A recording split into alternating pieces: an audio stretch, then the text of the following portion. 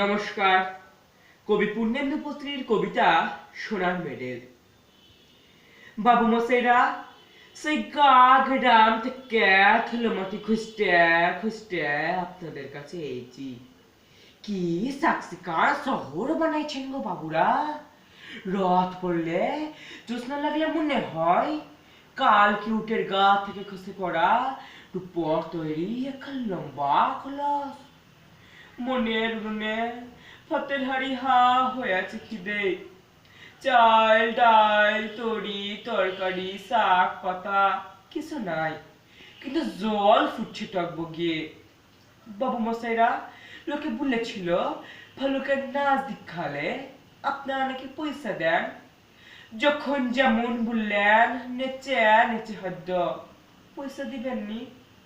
বাবু মশাইরা লোকে বলেছিল ভানুমতির খেল দেখালে আপনারা নাকি সোনার মেডেল দেন। নিজের করাতে নিজেকে দুঃখান করে আবার জুড়ে দেখালুম। আকাশ থেকে সোনালি পাখির ডিম পেড়ে আপনাদের ভিজে খালুম গরম অমলেট। বাজা গাছে বানিয়ে দিলুম ফুলের ঘুঙুর। সোনার মেডেল দিবেননি।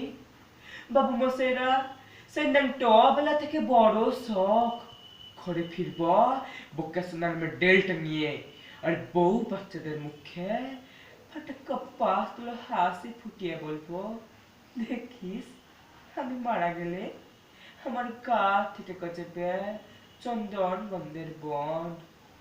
সোনার মেডেল দিবেননি। নমস্কার।